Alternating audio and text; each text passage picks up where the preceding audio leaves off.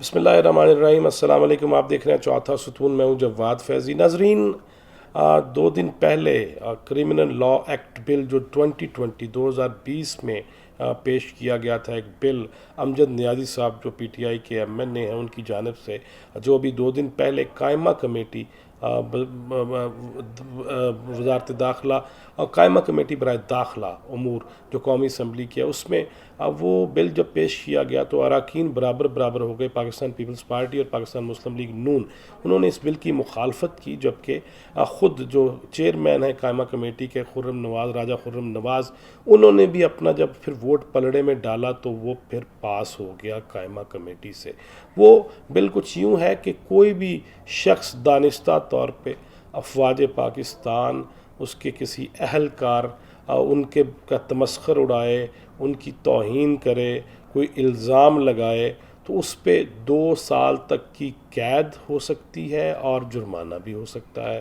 اب اس بل کے بعد بہت سارے ایسے جو فریڈم آف ایکسپریشن اور آزادی اظہار رائے کے حوالے سے بولنے والے شخصیات ہیں، اور ان کا بھی اس پہ ٹویٹس بھی جاری ہیں۔ مظہر عباس صاحب کا بھی میں دیکھ رہا تھا اور باقی جو دوست ہیں کہ یہاں پہ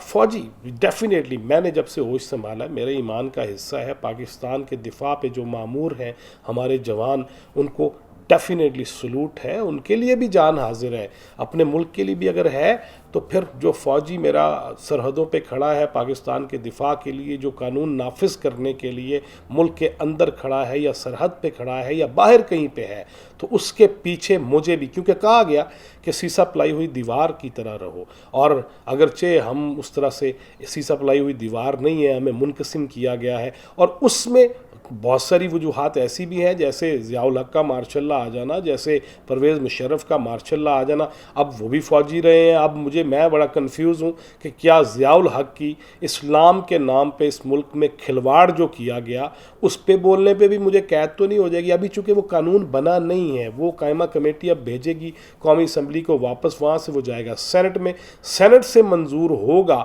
تو پھر جا کے بات بنے گی اور پھر یہ قانون ہوگا۔ اس سے پہلے جس نے خدا نہ خواستہ کوئی اگر بات کرنی ہے، شکایت ہے کسی شخصیت سے، تو وہ کر لے، کیونکہ ابھی یہ قانون بنا نہیں ہے، لیکن جب بن گیا تو سیاپا جانا، پھر تسی بول کے دسنا۔ لیکن میں جو عرض کر رہا تھا کہ جب میرا یہ ایمان کا حصہ ہے، میں 55 سے اب تک اور میں مرتے دم تک پاکستان اس کی حفاظت کے لیے خود بھی اپنے آپ کو فوجی سے کم نہیں سمجھتا۔ میرا محاذ اگر میڈیائی ہے، میرا محاذ اگر صحافیانہ ہے، تو اس میں بھی، اور میں بیرون ملک بھی یہ بتا کے بھی آیا ہوں، سینہ تان کے بھی کہہ کے آیا ہوں، اور پاکستان کے خلاف وہاں پہ بھی نارتھ امریکہ کے اندر بھی پاکستان کے خلاف کسی کو ہرزہ سرائی کی جرت نہیں دی گئی تھی، اور میں ہی وہ ہوں جب حامد کرزئی نے ایک دفعہ یہ سٹیٹمنٹ دے دی تھی کہ ہم پاکستان پہ حملہ کر سکتے ہیں، تو تاریخ گواہ ہے اس چیز کی کہ ٹورانٹو میں کھڑے ہو کے جب نیٹو فورسز کی سربراہی کینیڈا کے پاس تھی، تب وہاں کھڑے ہو کے اس پہ احتجاج کیا تھا، اور اگرچہ بہت بڑے بڑے ترم خان جو تھے پاکستانی کمیونٹی کے رہنما، مذہبی جماعتوں کے رہنما، سیاسی جماعتوں کے رہنما، وہ بھیگی بلی تھے، تو ہم صحافی اہل صحافت تھے، اس میں عامر رائی تھے، اس میں سمینہ احمد تھی، اس میں عارف شیخ تھے، ایسے دوست کھڑے تھے وہاں پہ آ کے کہ نہیں، اگر پاکستان پہ کوئی حملے کی بات کی دھمکی دے رہا ہے، ایسی کوئی چیز کر رہا ہے، تو وہ حالانکہ کینیڈین نے اور کینیڈا نے اپنے اوپر لے لی کہ جی نیٹو فورسز کو تو ہم لیڈ کر رہے ہیں نا، اور کس طرح افغانستان کے خلاف کوئی یہاں مظاہرہ کر سکتا ہے، لیکن مظاہرہ کیا گیا۔ اس کے بعد تفتیشیں بھی بھگتیں کہ کیوں کیا تھا، کیسے کیا تھا، کیا مسئلہ کیا نہیں تھا، وہ علیحدہ کہانی ہے، کبھی پھر بیرونی دنیا کے قصے بھی آپ کو سنائیں گے۔ لیکن پاکستان کے اندر اگر کوئی فوجی، کوئی کیپٹن، کوئی میجر، کوئی کرنل، کوئی بریگیڈیئر، اگر وہ اپنے جو کام ہے، جس کا حلف اس نے اٹھایا ہوا ہے، اس سے روگردانی کرتا ہے، تو اس کے بارے میں کیوں بات نہیں ہو سکتی؟ کیوں نہیں کا کچھ کہا جا سکتا؟ اگر کوئی ٹریفک سگنل کی پابندی کوئی میجر صاحب نہ کریں تو ان پہ کیوں بات نہیں ہو سکے گی؟ یہ دانستہ غیر دانستہ کی بات نہیں ہے۔ رائٹس، ہاں آپ اگلے محاذوں پہ ہیں، اگر کوئی شخص پاکستان کے دفاع کے خلاف کوئی بات کرتا ہے، پاکستان کی سرزمین کے اور ریاست کے خلاف کوئی بات کرتا ہے، تو اس پہ اس کی پکڑ ضرور ہونی چاہیے، وہ آلریڈی قانون میں موجود ہے۔ لیکن اس قسم کی چیز کرنا کہ اگر کوئی غلط بھی کرے، ضیاء الحق نے ضیاء الیقیاں جتنی فرمائی ہیں، مجھے بتائیں کیا انہوں نے کیا کچھ نہیں کیا؟ ہیروئن، کلاشنکوف، دھندے کون کون سے متعارف نہیں کرائے گئے. اسلامی ضیاء الحق صاحب نے, امیر المومنین صاحب نے, ایک طرف امیر المومنین اسلام آ جائے, ربیع الاول کو عید قرار دے دیا جائے, جلوس نکالو اور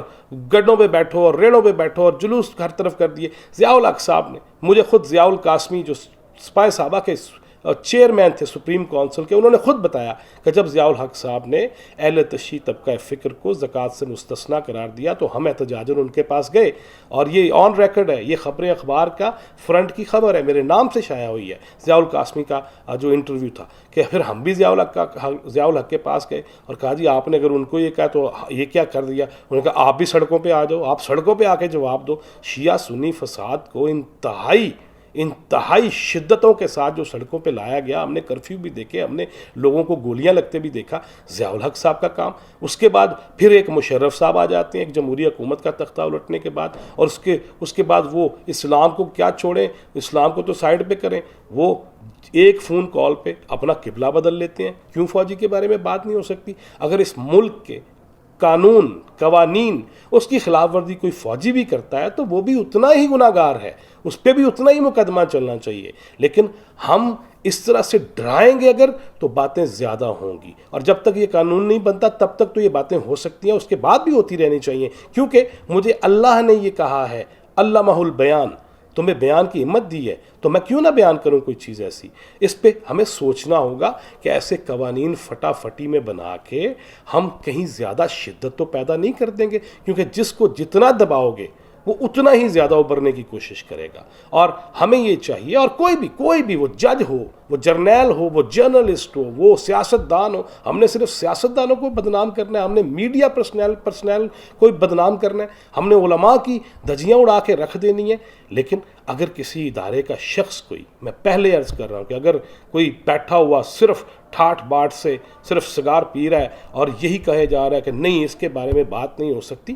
تو وہ ماننے کو تیار ہم نہیں ہیں. اس لیے کہ ہمیں خود, میں شروع دن سے یہ کہتا ہوں کہ ہمیں آئین قانون کی پاسداری کرنی چاہیے, ہمیں اس ملک کے ساتھ وفاداری کا ثبوت دینا ہوگا. پیدائشی حب الوطنی شطر الایمان, نبی کریم صلی اللہ علیہ وسلم کی حدیث ہے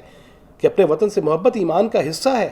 مجھے پتہ ہے کہ میرے ایمان کا حصہ ہے, لیکن ایسے قوانین کو لانا, بنانا اور پھر اس پہ بحث ایسی ہو جانا, میں سمجھتا ہوں کہ یہ زیادہ معاملات خرابی کی طرف جا سکتے ہیں. ہمیں یہ چاہیے کہ تمام طبقات فکر کو قانون کا, آئین کا پاسدار ہونا چاہیے اور اس کے تابع ہونا چاہیے. قوانین بالا ہیں, لوگ اور عہدے ان کے تابع ہیں, اور وہ وزیر اعظم ہو, وہ صدر ہو, وہ چیف آف آرمی اسٹاف ہو, وہ چیف جسٹس ہو, وہ اسپیکر ہو, وہ چیئرمین سینٹ ہو, وہ کسی بھی ادارے کا سربراہ کیوں نہ ہو, وہ بہت بڑا کوئی لیڈر کیوں نہ ہو, وہ زرداری نواز شریف کیوں نہ ہو, وہ کوئی بھی مولانا کیوں نہ ہو, کوئی بھی آئین سے بالا تر نہیں ہے, کوئی بھی قانون سے بالا تر نہیں ہے. ہاں, اگر جان بوجھ کے تضحیک کی جائے کسی ایک دو بندوں کی وجہ سے پورے انسٹیٹیوشن کی, اس پہ پکڑ ہونی چاہیے. لیکن اس قسم کی چیزیں جو ہم لے آتے ہیں سامنے اور اس سے معاملات کو بہتری کی طرف بڑھنے کی بجائے تنقید کی طرف بڑھ جاتے ہیں, اور ہمیں اس کو بڑے ٹھنڈے دل و دماغ سے سوچ کے روکنا چاہیے. اور ڈیفینیٹلی آخر میں یہی کہوں گا کہ ہر شخص کو آئین کے تابع ہونا چاہیے, آپ کو بھی اور مجھے بھی. اس لیے کسی شخص کو, کسی فرد کو یا ایک ادارے کے بارے میں گل نہیں ہو سکتی. یار غلط کوئی بھی کرے گا, اگر نبی کریم صلی اللہ علیہ وسلم کے سامنے صحابی کہہ سکتے ہیں کہ آپ نے ہمیں مارا تھا اور ہم نے قمیض نہیں پہنی ہوئی تھی, تو نبی کریم صلی اللہ علیہ وسلم اپنی قمیض اتار دیتے ہیں کہ اے صحابی تو مجھے ویسے ہی مار لے جیسے اگر میں نے تجھے مارا تھا, اور وہ بڑھ کے چوم لیتا ہے. کاش ہمارے سپہ سالار, کاش ہمارے امیر المومنین, کاش ہمارے چیف ایگزیکٹو ایسے ہو جائیں جو ریاست مدینہ کا نام تو استعمال کرتے ہیں, کاش ایسے ہو جائیں کہ وہ اپنی قمیض اتار دیں کہ مار لو, لیکن ہم انہیں چومنا چاہیں, تھو نہ کرنا چاہیں. ٹل نیکسٹ ویڈیو, اللہ حافظ.